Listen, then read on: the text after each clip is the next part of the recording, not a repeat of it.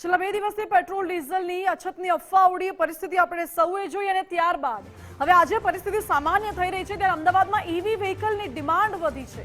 Petrol ડીઝલની અછતની અફવાઓને પગલે લોકો ઈવી તરફ વળી રહ્યા હોય તેવું લાગે છે। અમદાવાદમાં ઇલેક્ટ્રિક વાહનોની માંગમાં વધારો થયો છે। 1.5 દિવસમાં 300 થી વધુ ઈવી બુકિંગ્સ નોંધાયા।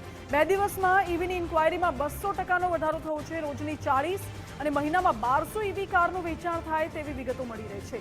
ટુ વ્હીલરમાં રોજનું 300 થી 350 વાહનોનું વેચાણ થઈ રહ્યું છે। ટુ વ્હીલરમાં ઈવીનો હિસ્સો 90% સુધી પહોંચી ગયો છે। અમદાવાદમાં 60,000 થી વધુ ઈવી વ્હીકલ્સ વેચાયા હોવાની વિગતો છે। આ પહેલા વર્ષ 2025 સુધી ઈવી માર્કેટમાં વધુ વૃદ્ધિની સંભાવના હતી, જો કે સરકારની પોલિસી અને સબસિડીથી ઈવીની ડિમાન્ડ હવે વધી છે। વધારો લગભગ 200 થી 300% જેટલો છે। એટલે સપોઝ કોઈ એક ડીલરને ત્યાં 10 ઇન્ક્વાયરી આવતી હોય તો એની જગ્યાએ 20-25 ઇન્ક્વાયરીઓ આવવાનું ચાલુ થઈ ગયું છે।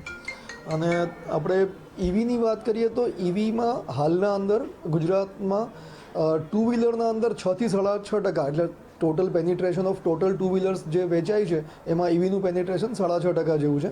અને કારના અંદર એ 4% છે। 1200 જેવી કાર દર મહિને વેચાય છે અને લગભગ 350 ટુ વ્હીલર રોજના ઈવી વેચાય છે। સમાચાર વડોદરાથી મળી રહ્યા છે, જે પેટ્રોલ ડીઝલની અફવા વચ્ચે ઈવી વ્હીકલ્સની માંગ વધી છે। ઈંધણની અછતના ડરે લોકો હવે ઇલેક્ટ્રિક વ્હીકલ તરફ વળ્યા। વડોદરામાં ઈવી કાર્સ અને બાઇકના બુકિંગમાં નોંધપાત્ર વધારો થયો। છેલ્લા 2 દિવસમાં શોરૂમ પર પૂછપરછ કરનારાઓની ભીડ વધી છે। ઈવી વ્હીકલના બુકિંગમાં અચાનક 20%નો વધારો નોંધાયો છે। ભવિષ્યનો મજબૂત વિકલ્પ માની લોકો ઈવીને અત્યારે પસંદ કરી રહ્યા છે। પેટ્રોલ પંપોની લાંબી લાઈનોથી બચવા લોકો નવા ટ્રેન્ડ તરફ વળ્યા હોય તેવું લાગે છે। વડોદરાના ઓટોમોબાઈલ સેક્ટરમાં ઈવી સેગમેન્ટમાં ભારે તેજી જોવા મળી।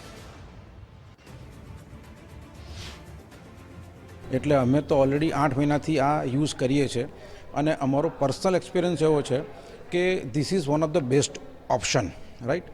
અને ઓન ધ કોન્ટ્રી અત્યારની જે સિચ્યુએશન ઊભી થઈ છે, વિશ્વ આખું જ્યારે આ મહામારીને કારણે તકલીફ ભોગવી રહ્યું છે અને આપણે બી અત્યારે 2 દિવસથી જોઈ રહ્યા છીએ કે પેટ્રોલ પર લાંબી લાઈનો લાગેલી છે, તો એમાંથી બહાર આવવા માટેનો આ એકમાત્ર શ્રેષ્ઠ વિકલ્પ છે। અને હું તો ચોક્કસ એવું મારા દરેક મિત્રોને બી કહું છું કે we must go for EV. એનું કારણ છે કે એક તો એન્વાયરમેન્ટને બી સપોર્ટ કરે છે, બીજું કે તમારું ઓવરઓલ કોસ્ટિંગ બી જે છે, આજે મારી પાસે બી પેટ્રોલ ડીઝલ ગાડી છે। એક જમાનામાં હું ડીઝલ જ ગાડી યુઝ કરતો હતો બિકોઝ ઓફ કે ભાઈ એનું કોસ્ટિંગ નીચું આવે છે, પણ હવે જ્યારે ઈવી યુઝ કરું છું ત્યાર પછી હવે ડીઝલ ગાડી બી મને પોતાને મોંઘી લાગે છે। તો એ હિસાબે તમે જોવા જાઓ ઓવરઓલ તો it is one of the best option. અને આઈ શુડ ઓલવેઝ પ્રિફર કે ભાઈ આપણે દરેક વ્યક્તિએ ઈવી ગાડી પર જવું જોઈએ।